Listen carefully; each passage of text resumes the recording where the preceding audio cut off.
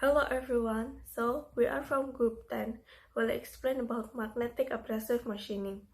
In Group 10, there are me, Ivana, and also my other teammates, Windo and Widyasari.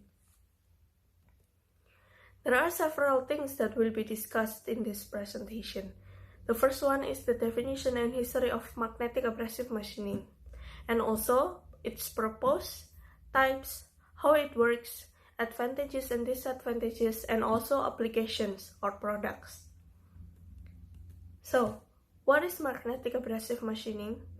Magnetic abrasive machining, or usually called MEM, is a machining technique in which a group of abrasive particles or cutting tools are accurately directed to the target using a magnetic field, where the cutting force is controlled by the magnetic field in the work gap.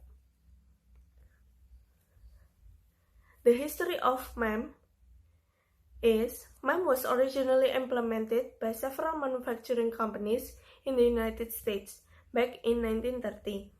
A decade later, in 1940, MEM first patent was filed with the United States Post and Trademark Office, or USPTO.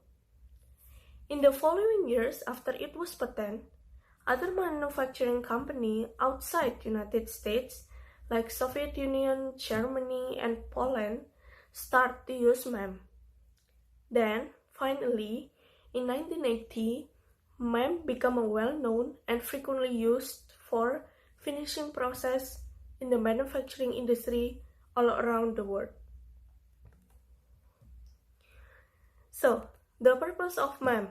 According to polymech.au, the purpose of MEM are to polish surfaces before coating, clean up surfaces before welding, and also polish contacting bodies.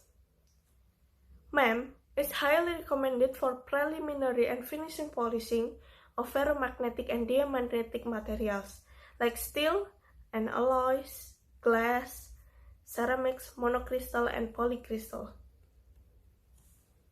And now, let's talk about the type of magnetic abrasive machining.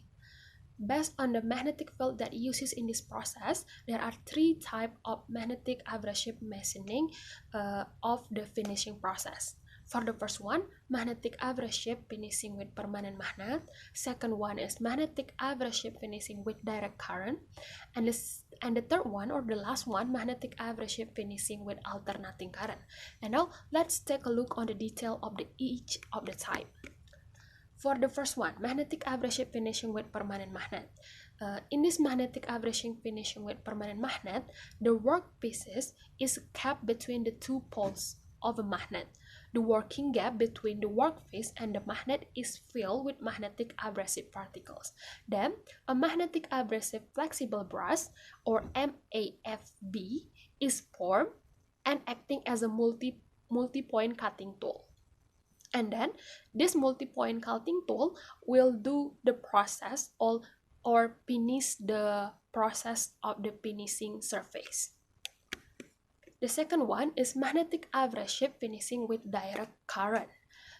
This process uses a DC as a source for creating particle north and south poles. These particles then join each other along the lines of magnetic force due to the dipole-dipole interaction and form a flexible magnetic abrasive brush, or FMAB, which pushes against the workpiece surface and develop finishing pressures. These finishing pressures originates micro indentation in the workpiece surface, and this micro indentation in the workpiece surface will finish the finishing process and will finish the working surface.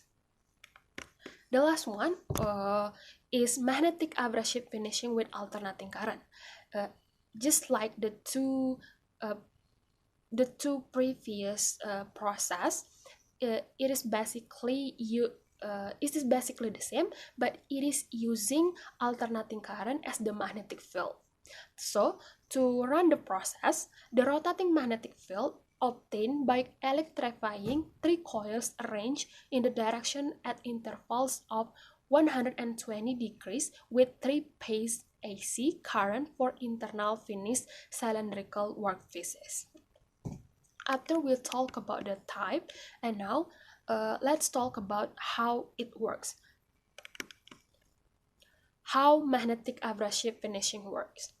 Unlike other finishing process, magnetic abrasive finishing does not spray particular matter onto the workpiece or object. Instead, it uses magnetism. To perform this process, manufacturing company usually use a mixture of magnetic particles and abrasive powder particles. A magnetic field is then applied, which forces the combined particles onto the workpiece or object. Or you can think that the magnetic abrasive finishing is a form of powder coating that uses a magnetic field. Most magnetic abrasive finishing application using either an electromagnet or rare earth permanent magnet as the source for the magnetic field. It is better to use electromagnetic because the strength of the magnetic field can be adjusted, while the rare earth permanent magnetic cannot be adjusted. Okay, so right now I would like to talk about the advantages and disadvantages of this machining process. So first, advantages. This magnetic abrasive machining is capable of achieving roughness value ranging from 0.3 micrometer to 22 nanometer.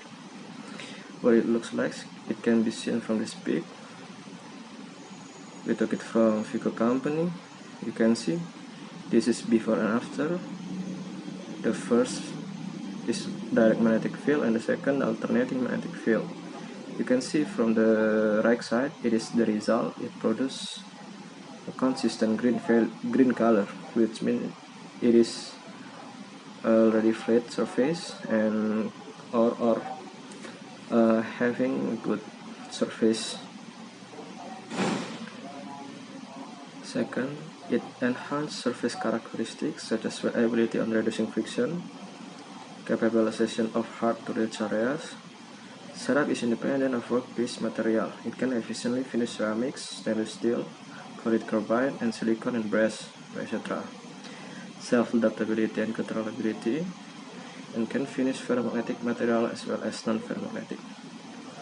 The disadvantages: it is difficult to implement magnetic abrasive finishing process for mass production because it is time-consuming, high cost, and not applicable for some ordinary finishing tests where conventional finishing technique can be easily implemented. Okay, next, applications. So this machining process can be useful for products such as non-ferromagnetic materials such as aluminum, such as stainless steel, brass, and aluminum, ferromagnetic materials such as steels, finishing of bearings, aerospace component, electronic component with micro or sub-meter range. You can see the picture on the right side of the slide. We took it from Veda Group of Company, one of the manufacturing company that from US. Next, references, and thank you. So we hope that this presentation is useful for you. Yes, thank you.